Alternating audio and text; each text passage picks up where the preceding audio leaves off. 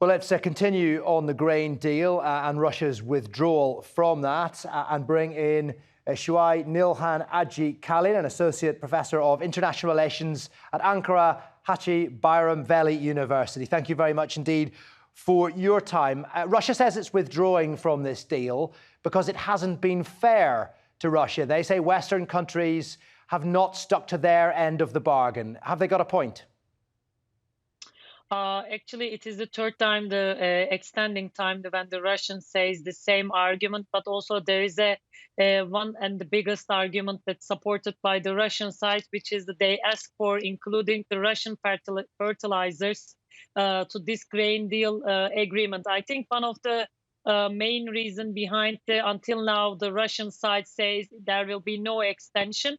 But in this case, we will see when the two presidents, both President Erdogan and Putin, will have a phone call, what they will think about the extension of the grain deal and including of the Russian fertilizer into this agreement. Right. And where do you think President Erdogan stands in his ability to get this deal going again, to broker it so successfully as has happened before? I know that he said on Friday he was confident the deal would be renewed, but at the moment it appears that it won't be. First of all, we should underline that President Erdogan was the architect of the deal, and before this extension, we had the same problem in the winter time for the 6-month extension, and at that time, Russian side again suggested that there won't be an extension, but later President Erdogan successfully convinced both President Putin and other sides to extend this grain deal agreement. I believe he will be once more when he talked with President Putin, he will convince the extension, but we will see how long is it be, for 1 year or 6 months. It is the important point also.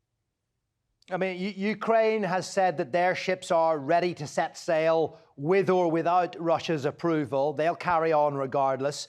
There is an element of risk in that, of course, but there is a precedent for it. It's happened before when Russia did not renew and Ukraine and the UN continued to sail ships. Can you see that being an option this time around?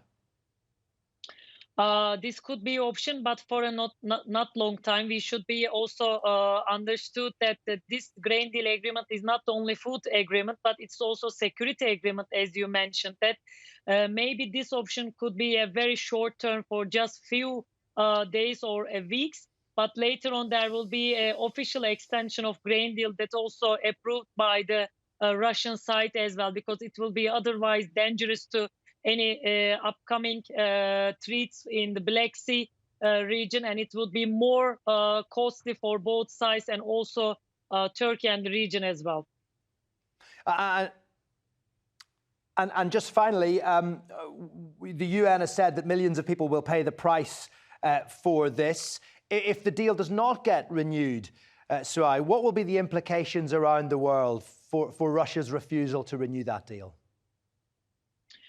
This is the worst scenario it can be happened. First of all, especially Africa region will suffer from the serious food shortage, and later it will be formed or it will be trigger possible conflicts within the different parts of the African continent in the middle term. This is the biggest threat. And also on the other hand, we saw in the winter times, in the second extension times, we saw the price of the food has been quite rising up in the 2 weeks when both sides try to be convinced each other to continue the grain deal. So the main threats, obviously, possible conflicts in Africa due to the food shortage and, of course, rising of the food prices across the different parts of the world.